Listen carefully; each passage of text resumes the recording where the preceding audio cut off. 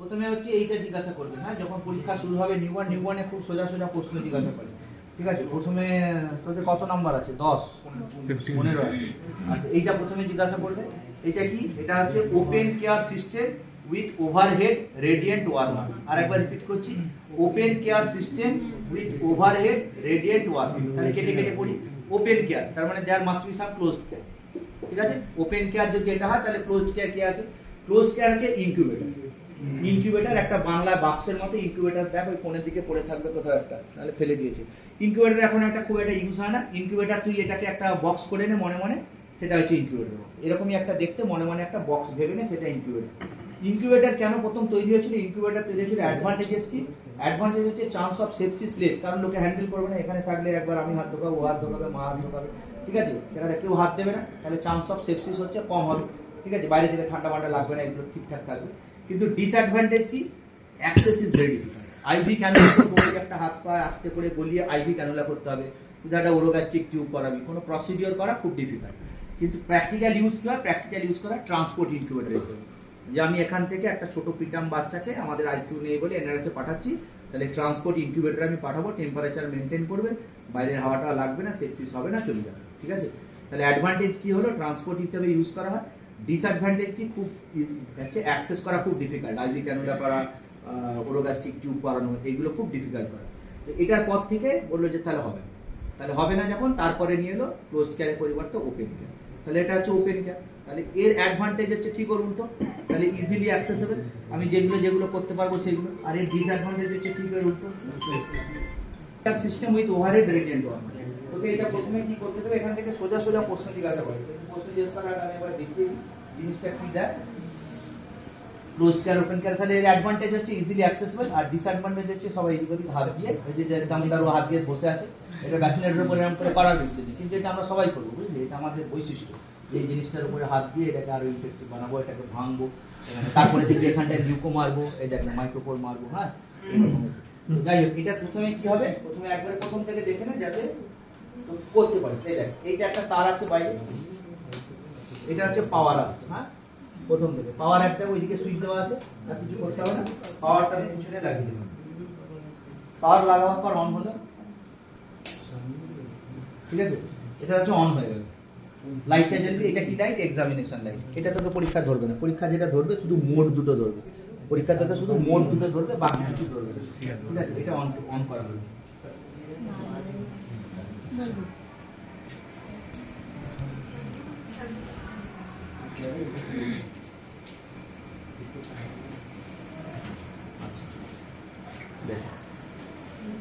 এটা হচ্ছে সার্ভো কন্ট্রোলের যেটা প্রোব, এটাকে প্রোব, ঠিক আছে, এটা প্রোব বলে।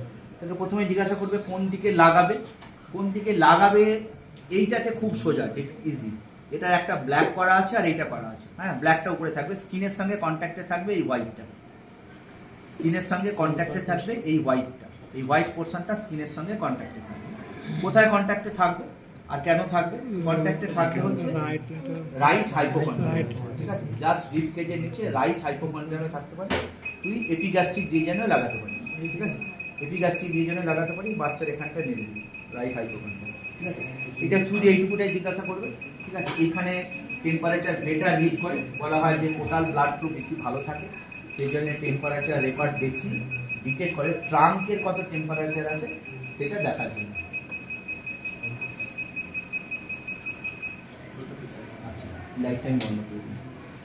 পরীক্ষায় কি জিজ্ঞাসা করবে? কখন রাখবো পেশেন্টকে? আইডিয়ালি সব পেশেন্ট নিকুতে বা এসএনসিউতে ওয়ার্মার বেডে রাখা হয়। কেন? নর্মাল টেম্পারেচার কত এসএনসিউ? 25 to 28 ডিগ্রি সেন্টিগ্রেড, ঠিক আছে। লেবার রুমের টেম্পারেচারে যা রাখার কথা এখানেও তারও রাখার কথা।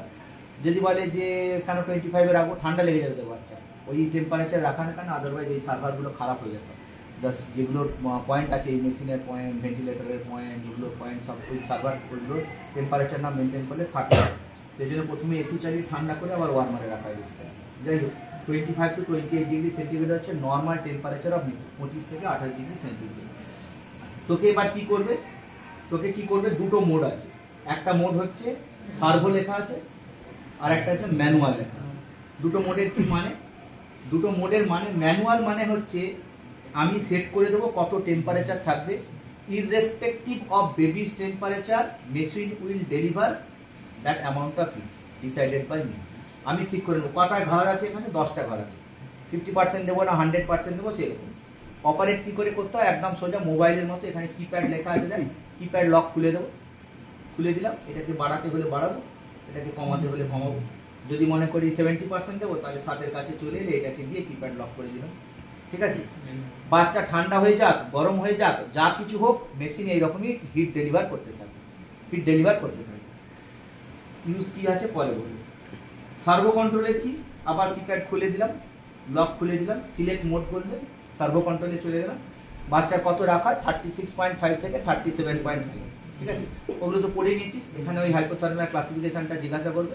যাহাই কোল্ড স্ট্রেস তাহাই মাইল্ড হাইপোথার্মিয়া, 36.5 থেকে 36, 36 থেকে 32 মডারেট, 36 এর নিচে হচ্ছে সিভিয়ার হাইপোথার্মিয়া। আচ্ছা, এখানে আবার কিপ্যাড লক করে দিতে হবে। তাহলে এর মানে কি, সার্ভো কন্ট্রোল মোডের মানে কি, সার্ভো কন্ট্রোল মোডের মানে হচ্ছে বেবির যা টেম্পারেচার আমি সেট করছি সেই টেম্পারেচার পর্যন্ত মেশিন হিট দেবে। তাহলে বেবির টেম্পারেচার আমি কত সেট করছি, 36.5, আমি বোঝাবার সুবিধার জন্য 36.7 করে দিলাম। এটা উপর দিকে বাড়াবো, 36.79 হয়ে গেল, আবার একটু কমিয়ে দিলাম, 36.7 রাখলাম, দিয়ে বন্ধ করে দিলাম, ঠিক আছে। এইটা জিজ্ঞাসা করবে না তোকে, তাও যদি কেউ জানতে চাস আমি বলে রাখি যে কাকে আমি 36.7 করি আর কাকে 36.5 করি, ঠিক আছে। এইটা মাথায় না রাখলেও চলবে, এটা এমবিবিএসে জিজ্ঞেস করবে না।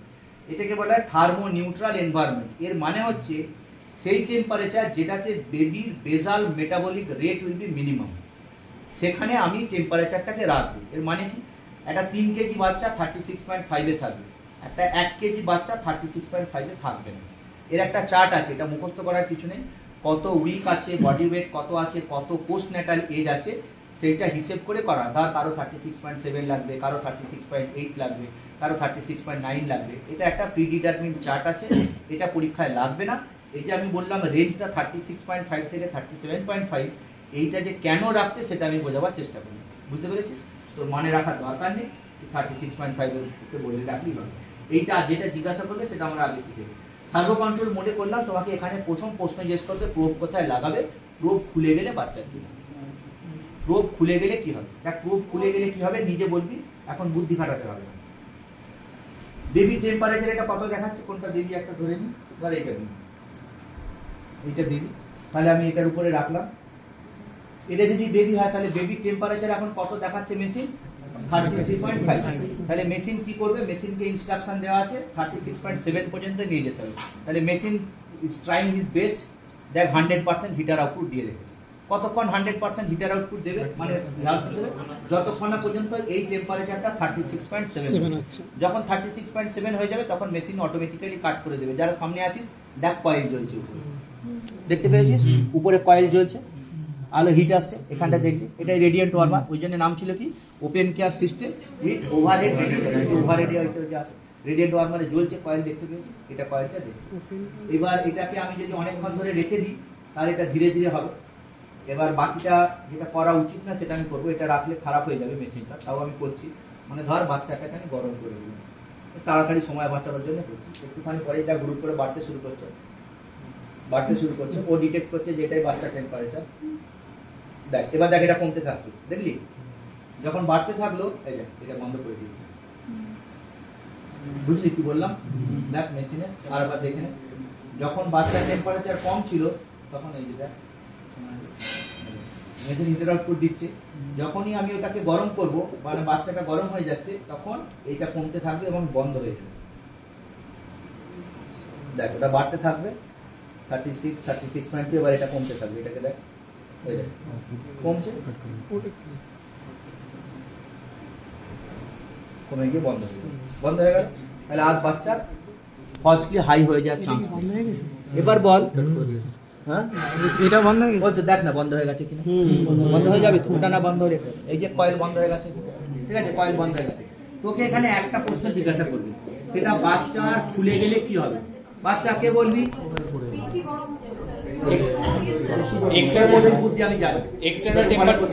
এক্সটার্নাল টেম্পারেচারটাকে ও মেশিনের বাচ্চা টেম্পারেচার হিসেবে ধরে,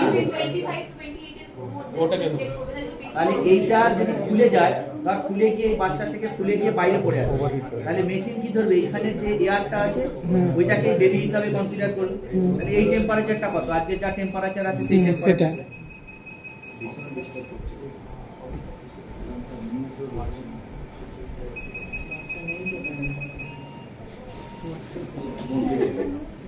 আর বাচ্চা কি ভাবে, মেশিন কি ভাববে, যেটা বাইরে পড়ে আছে যেটা এটা বেবি টেম্পারেচার, এই টেম্পারেচারটাকে কতই নিয়ে যাওয়ার চেষ্টা করবে 36.5। তাহলে প্রচুর হিট দিতেই থাকবে, হিট দিতেই থাকবে, তাহলে বাচ্চা ফলসলি ওভার হিটেড হয়েছে, ওভার হিটেড হবে। এই একটি জিনিস তোকে জিজ্ঞাসা করবে, সার্ভো কন্ট্রোল যদি খুলে পড়ে যায় তাহলে তোমার কি হবে, ঠিক আছে। সার্ভো কন্ট্রোল খুলে গেলে বেবি ফলসলি ওভার হিটেড হবে, ঠিক আছে। এটা হচ্ছে এক নম্বর। 2 নম্বর হচ্ছে ইউজ করবে তোমরা ওয়ার্ডে কোনটা দেখো, বলবে ওয়ার্ডে তোমরা কোনটা করো বল, এইটা জিজ্ঞেস করলে বলবে তার মানে তুই কোনোদিন কাজ করিস না। এইটা তুমি বলবে যে তুমি ওয়ার্ডে কোনটা দাও, সার্ভো কন্ট্রোল দাও না ম্যানুয়াল দাও, বলবে আমরা সার্ভো কন্ট্রোল, বলবি সার্ভো কন্ট্রোল, ঠিক আছে। জিজ্ঞেস করবে ম্যানুয়াল কখন দাও, তাহলে ম্যানুয়াল রেখেছে কখন, ম্যানুয়াল কখন, যাহা আইডিয়ালি নিয়ম হচ্ছে লেবার রুমে যখন অ্যান্টিসিপেট করবে যে একটা প্রিটার্ম ডেলিভারি হবে, তখন লেবার রুমের সিস্টার তোমাকে আগে এসএনসিতে ফোন করে দেবে যে আমাদের একটা প্রিটার্ম ডেলিভারি হবে বা সিজার করতে গেছে, আপনি বেড রেডি রাখুন, করে দেবে। সেই প্রিটার্ম ডেলিভারি করার আগে 1 ঘন্টা আগে থেকে এই এনভায়রনমেন্টটাকে ওয়ার্ম করা হয়, ঠিক আছে। কিসে করা হয়, 100% হিটার আউটপুট দেওয়া হয়, 100% হিটার আউটপুট। হ্যাঁ, মানে অ্যাকচুয়ালি নিয়ম হচ্ছে যে বেবিটাকে রিসিভ করবে সেই লিনেনটা, এই যে এইটা আছে, এই বেডশিটটা, সব বেবির যেগুলো জিনিসপত্র থাকবে সেই জিনিসগুলো, মানে আর কিছু থাকে না, যদি ক্যাপ থাকে ক্যাপ রাখা হয়, ঠিক আছে। ক্যাপ ট্যাপগুলো এখানটায় রেখে দিয়ে 100% ম্যানুয়ালি হিটার আউটপুটে চালিয়ে রাখবে, এমনি চালিয়ে রাখবে, বুঝতে পেরেছিস। তাহলে কি হবে, এটা গরম থাকবে, এই জায়গাটা গরম হয়ে যাবে। এইটা হচ্ছে 1 নম্বর। কারণ তুই ম্যানুয়াল দিলে সবসময় হিটার আউটপুট 100% হবে। এটা বাইরে পড়ে আছে বলে দেখছিস, বাচ্চার যদি টেম্পারেচার 36 থাকে তখন কিন্তু হিটার আউটপুট অনেক কম থাকবে, প্রথমে 100% হিটার দিয়ে দুম করে গরম হয়ে যাবে, বুঝলি আমি কি বলছি। তাই ম্যানুয়াল দিলেই তুই অনেকটা হিট একসঙ্গে পাবি। র্যাপিডলি যদি কাউকে ওয়ার্ম করতে হয়, বাচ্চা একদম ঠান্ডা হয়ে গেছে, তাড়াতাড়ি করে আমি গরম করতে চাইছি, সেটা করার কথা না, তখন আমাকে ম্যানুয়ালে নিয়ে যেতে, সেই একই নিয়মে ম্যানুয়ালে করে দিলাম, 100% হিটার আউটপুট করে দিলাম, এটা কিপ্যাড লক করে রেখে দিলাম, থাকলো 100% হিটার আউটপুটে দেওয়া। তাহলে ম্যানুয়াল কখন করা হয়, বিফোর রিসিভিং দ্য বেবি। কত পার্সেন্ট ম্যানুয়ালি হিটার আউটপুট দেওয়া, 100%। এটা এবার র্যাপ আপ করে দাও, দুটি জিনিস মনে রাখবি, বাকি সব ভুলে গিয়ে। Servo control mode, manual mode. Manual mode কখন রিসিভ করি, যখন বিফোর রিসিভিং দ্য বেবি। কত পার্সেন্ট হিটার আউটপুটে রিসিভ করি, 100% হিটার আউটপুট, 100% হিটার আউটপুট। ওয়ার্ডে কি রাখো, সার্ভো কন্ট্রোল। কোথায় রাখো, রাইট হাইপোকন্ড্রিয়াম অথবা এপিগ্যাস্ট্রিক। খুলে গেলে কি হবে, ফলস দিয়ে এই মেশিন বন্ধ করে দেবে। ইনকিউবেটর আর এর পার্থক্য জিজ্ঞেস করবে না, অ্যাডভান্টেজ ডিসঅ্যাডভান্টেজ জিজ্ঞাসা করবে না, মাথা খারাপ করার দরকার নেই। খারাপ লোক হলে কি জিজ্ঞাসা করবে, তোমাদের ওয়ার্ডে যে তুমি সার্ভো কন্ট্রোলে রাখলে বললে 2টো বাচ্চা হলে কি করো, এ তো ডবল থাকে এসএনসিতে, এসএনসিতে তো বাচ্চা ডবল থাকে, বাচ্চা ডবল থাকে কিরকম রাখবে, এইদিকে রাখবে নাকি এইদিকে রাখবে, দুটো লংগিচুডিনালি রাখবে নাকি দুটো এইরকম রাখবে, ঠিক আছে। দুটো লংগিচুডিনালি রাখা হয়, নিয়ম হচ্ছে এর মাথা এর পা, এর মাথা এর পা। কোনো সভ্য দেশে এরকম কোনো বইয়ে লেখা থাকবে না, তার কারণ হচ্ছে সভ্য দেশে দুটো বাচ্চা একই বেডে রাখা হয় না। শেয়ারিং অফ বেড যখন পড়বি, যে what are the indication of starting antibiotics in new born, তার মধ্যে একটা পয়েন্ট হচ্ছে যে শেয়ারিং অফ দ্য বেড। যদি বেড শেয়ার করে নিউ বর্ন, তাহলে সেটা একটা রিস্ক ফ্যাক্টর হিসেবে কনসিডার করা হয়, ঠিক আছে, রিস্ক ফ্যাক্টর হিসেবে কনসিডার করা হয়। তার মানে যদি বাচ্চার দুটো রিস্ক ফ্যাক্টর হলে অ্যান্টিবায়োটিক শুরু করতে হয়। ধর আমাকে কেউ বললো যে একটা প্রলং রাপচার অফ মেমব্রেনের মায়ের হিস্ট্রি আছে, তাহলে কি বাচ্চাকে আমাকে অ্যান্টিবায়োটিক দেওয়া শুরু করবো কি করবো না, আর কোনো হিস্ট্রি নেই, বাচ্চা রেফার হয়ে এসেছে অন্য জায়গা থেকে, তাহলে এটা হরিণঘাটা থেকে রেফার হয়ে বাচ্চা এসেছে, ডেলিভারি হয়েছে, মায়ের শুধু পিআরএম এর হিস্ট্রি ছিল, ওকে অ্যান্টিবায়োটিক স্টার্ট করবো কি করবো না, হবে না, দুটো রিস্ক ফ্যাক্টর লাগে। তো আমি তো নিজে আর একটা করে দিচ্ছি, শেয়ারিং অফ বেড, তাই না, তাই এটা করার না। যদি রাখে বলবে তোকে প্র্যাকটিক্যালি জিনিস দেখেছিস কিনা জিজ্ঞেস করবে, বলবে কোনটা রাখি, বলে ছোট বাচ্চাটাকে রাখি। ছোট বাচ্চা কার গায়ে প্রোব রাখবে, ছোট বাচ্চাটা রাখি, কারণ আমাদের সবসময় চিন্তা থাকে যে হাইপোথার্মিয়া হয়ে মরে না যায়।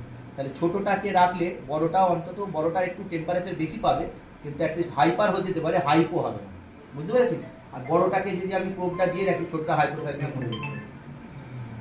1 ঘন্টা পরে ফোন করবেন, 1 ঘন্টা পরে।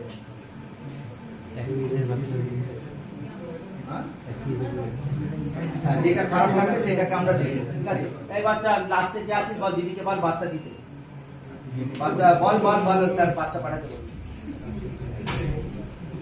ওইদিকে সিস্টার দিদিকে বলা আছে।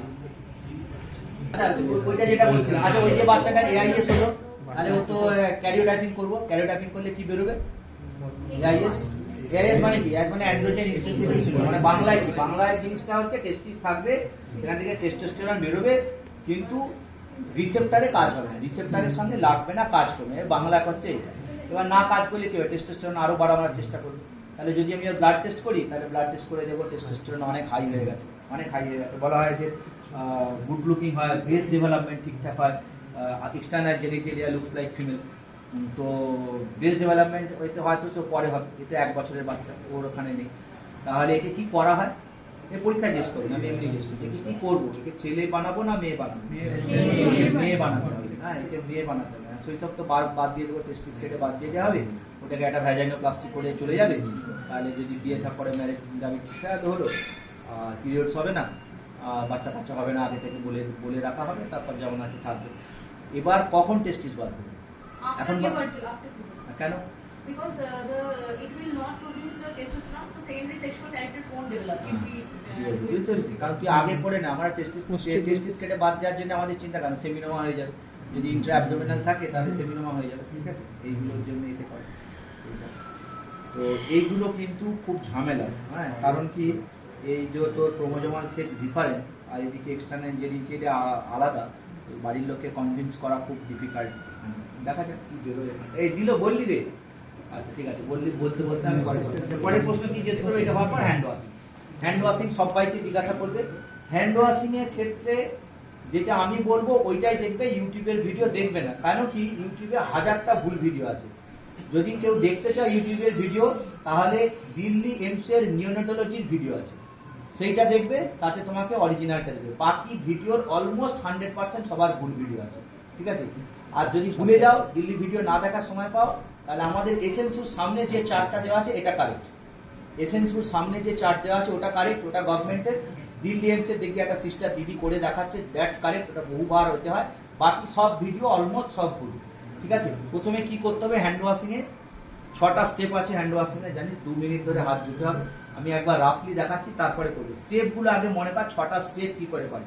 প্রথম স্টেপ হচ্ছে পাম্প টু পাম্প। এইটা যখন পাম্প টু পাম্প করবি এইরকম ঘষবি না, এইটা। আচ্ছা, তার আগে এইসব খুলে নিয়েছি আমরা, হ্যাঁ, লিস্ট খুলে নিয়েছি। আচ্ছা, কেউ আমি আর পরিষ্কার করে বলে রাখি যে অনেকে বলবে যে আমার এই ঠাকুরের ডুরি আছে, এই আছে, সেই আছে, ধর্মীয় ব্যাপার আছে। এক্সটার্নাল ওরা কি করবে কি জানি না, আমার কাছে আমি স্ট্রেট জিরো দেবো কোনো রকম ভাবে, এবং পরের পরীক্ষাটাতেও যাতে ফেল করে সেটার ব্যবস্থা করবো।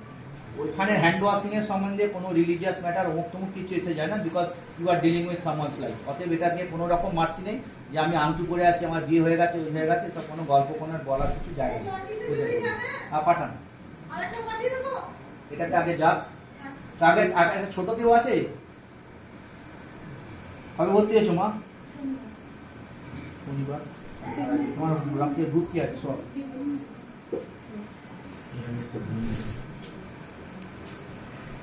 ঠিক আছে, আমরা 2 মিনিট পরে খাইয়েছো কখন? ঠিক আছে, আপনি বসুন কোনো একটা জায়গায় বাবু, ওখানে টুকু কথা আছে, আচ্ছা, 6 স্টেপস অফ হ্যান্ড ওয়াশিং আমার সঙ্গে এক্ষুনি মুখস্থ করবি। প্রথমটা হচ্ছে এইটার সঙ্গে যখন পাম্প টু পাম্প করবো, আচ্ছা আগে হচ্ছে সোজা 20 সেকেন্ডস ইনটু 6, 20 সেকেন্ডস ইনটু 6, 620 120 হয়ে গেল। তাহলে হচ্ছে প্রথমটা এইরকম, ঠিক আছে? একটা বলে হচ্ছে 3 নম্বর স্টেপ থেকে একটা, দ্বিতীয়টা হচ্ছে এইটা, ওইসব মনে করবি না, এইগুলো মুখস্থ করবি না, পাম্প টু ব্যাক ওসব মনে করবি না, যেভাবে করতে হবে সেভাবে করে নিবি। এটা হচ্ছে 2।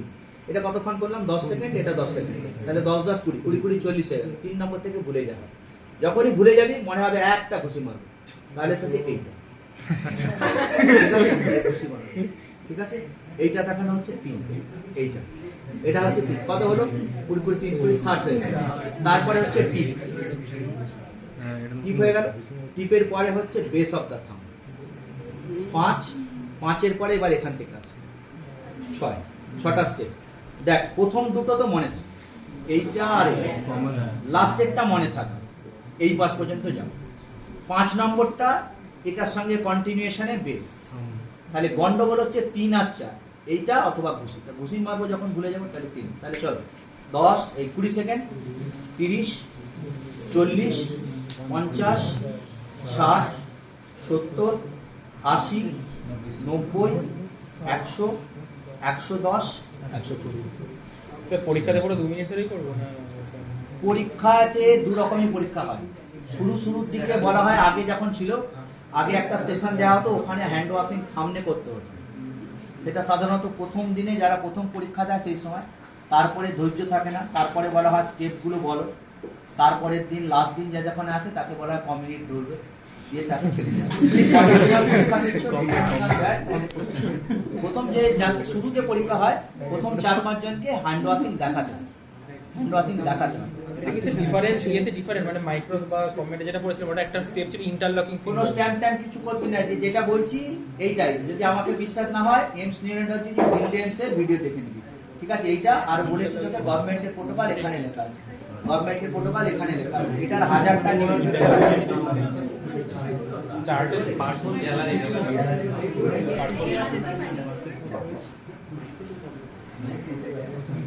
হ্যান্ড ওয়াশিং করে নিলি। হ্যান্ড ওয়াশিং করার পর তোকে প্রথম যখন বাচ্চা জিজ্ঞাসা করে 2-4টে ভাইবার কোশ্চেন জিজ্ঞাসা করে, ওইটা আমি পড়াবো না, ওগুলো জিজ্ঞেস করে নিবি। দুটো ভাইবার জিনিস জিজ্ঞেস করে, ব্রেস্ট ফিডিং এর ম্যাটারনাল বেনিফিট কী কী হয় আর বাচ্চার কী কী বেনিফিট হয়, ও সব বলতে হবে না, ও নিজে কমন সেন্স থেকে যা মাথায় আসবে বলে দিবি, পড়ে দিবি। ওইগুলো পড়াশোনা করে কিছু লাভ নেই। এবার তোকে ডাইরেক্ট বাচ্চা ওখানে একটা ইয়ে আছে, দেখতে স্যানিটাইজার আছে, আছে তাহলে এটা আছে কিনা দেখ।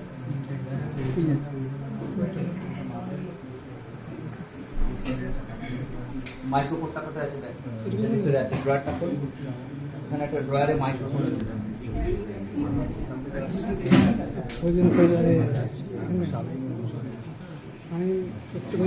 একটু পিছনে লোক দেখবি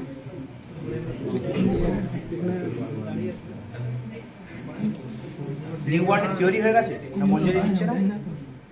মাইক্রোফোনটা খুলতে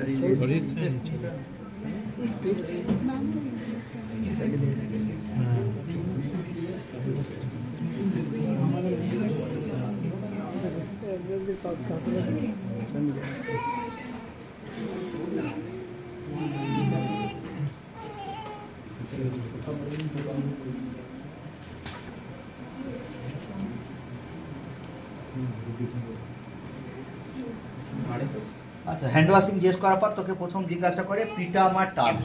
প্রিটার্ম আর টার্ম যেটা জিজ্ঞাসা করা হয়, সেটাও হচ্ছে ওই ডিপেন্ডিং অন তুমি কিবারে পরীক্ষা দিচ্ছ, কখন দিচ্ছ সেটার উপরে।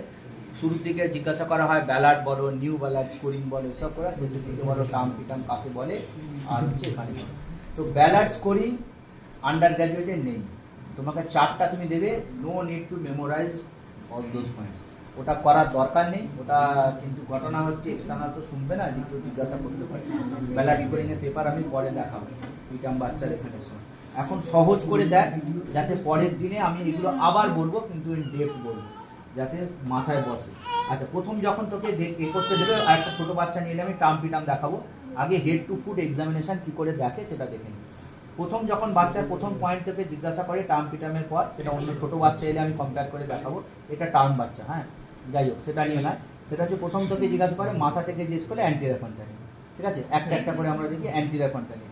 অ্যান্টিরিয়র ফন্টানিল দেখার নিয়ম কি, তোমাকে বলবে অ্যান্টিরিয়র ফন্টানিল কী করে দেখবে, কেন দেখি, কিসে বাড়ে কিসে কমে, এইটুকু জিনিস শিখবো, শুধু প্র্যাকটিক্যাল পোর্শনটা। অ্যান্টিরিয়র ফন্টানিল দেখার সময় আমি কী করলাম, বাচ্চাটাকে আগে বসিয়ে দেবো, শুয়ে দেখবো না, দিয়ে এইটাকে এইরকমভাবে,